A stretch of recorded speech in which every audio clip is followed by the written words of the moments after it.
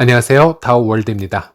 어제 파이코어 팀의 니콜라스가 직접 영상에 출연을 했습니다. 그래서 파이 네트워크의 공식 3주년을 축하를 해 주었고, 또 작년의 성과를 잠시 공유를 하고, 또 이후에 출시될 몇 가지 기능들을 발표를 해 주었는데요. 많은 분들이 이에 관해서는 이미 정보를 많이 받으셨을 거라 생각을 하고 있고요.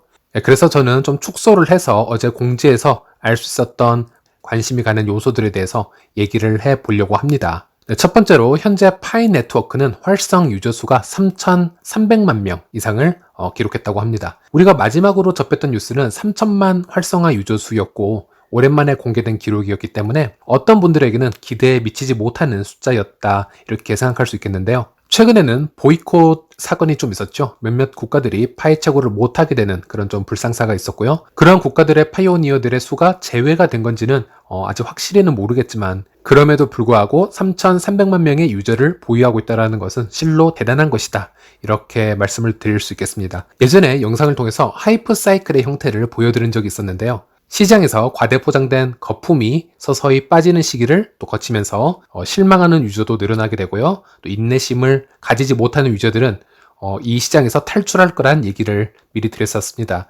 실제 파이 네트워크의 구글 트렌드를 검색을 해보시면 작년 해커톤 이후를 기점으로 해서 조금씩 하향세를 가져가다 연말과 연초에 빠르게 KYC가 되지 않자 또 많은 분들이 이탈을 하는 경우도 많았다, 또 이렇게 분석이 되었죠. 물론 파이는 비상장 코인이지만 코인 시장의 하락세와도 어떤 영향이 있다고 보시면 또 될 것 같고요. 어쨌든 아까 언급해드렸던 하이프 사이클의 표처럼 제 생각에는 파이도 이제부터 서서히 파이 코인의 진가가 보이기 시작하는 그런 시기가 올 거라고 생각을 하고 있습니다. 아까 전에 언급해드렸던 3,300만 유저라는 것은 이 시장에서 어느 정도의 잠재력이 있는 것인지 주변의 타 코인을 잠시 비교해서 보여드리자면 3월 14일 기사입니다. 카르다노 에이다 지갑수가 350만 개로 나와 있고요. 그중 활성 지갑수는 이것보다 더 적을 것이다, 이렇게 언급이 되어 있습니다. 카르다노 에이다 개발자죠. 찰스 호스킨스 같은 경우는 이 에이다가 미래 30억 인구에게 나뉘어지는 것을 목표로 하고 있고요.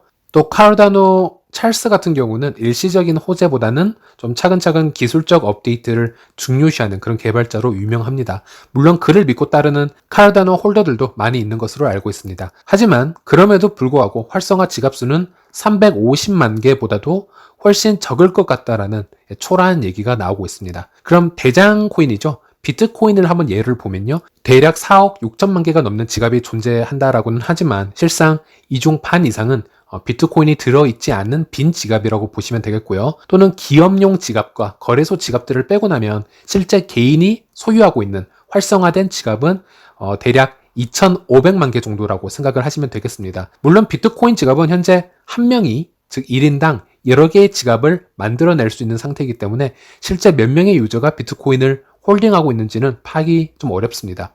그리고 제가 서치해 본 것 중에서 가장 높은 코인으로는 이더리움 정도가 가능할 것 같은데요.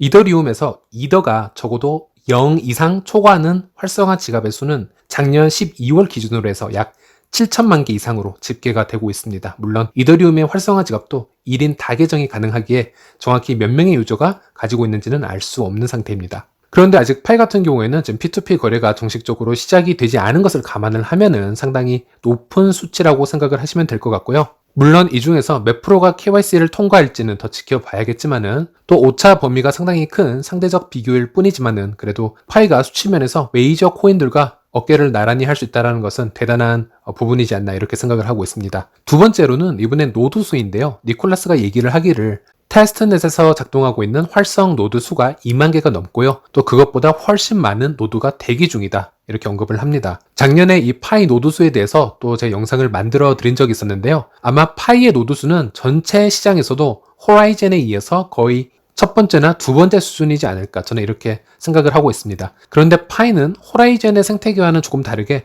알고리즘에 비해서 노드를 집중적으로 홍보해서 보상을 받는 그런 시스템은 아닙니다. 그런 부분까지 감안을 한다면 상당히 놀라운 결과라고 볼 수 있겠는데요. 여태까지 PC에 어렵게 파이 노드를 설치를 해서 컴퓨터를 또 가동하는 분들 모두 테스트넷상의 노드들이었죠. 실질적인 보상은 주어지지 않은 상태였고요. 앞으로의 보상만 약속된 상태였는데 말이죠. 그럼에도 불구하고 모든 코인 시장에서도 가장 많은 노드 수준을 기록하고 있었다는 것은 그만큼 파이 블록체인의 생태계가 상당히 건강하다라는 것을 뜻하는 것이고요. 또 보안성이 보장이 되어 있다, 또 이렇게 해석이 될 수 있겠고, 또 커뮤니티의 힘이 아주 강하기에 파이의 가치에 있어서도 긍정적으로 평가될 수 있는 부분으로 설명드릴 수 있겠습니다. 그리고 세 번째는 니콜라스가 이번에 약 30여 명의 파이 개발팀 멤버를 짧지만은 한 화면에 보여주었습니다. 예전에는 10명 안팎이었는데요. 그 개발팀 규모를 생각하면 상당히 늘어난 규모라고 생각하시면 될 것 같습니다. 제가 여기서 드리고 싶은 말씀은 암호화폐에 투자를 하실 때 적어도 코어팀의 얼굴과 프로파일은 알 수 있는 곳에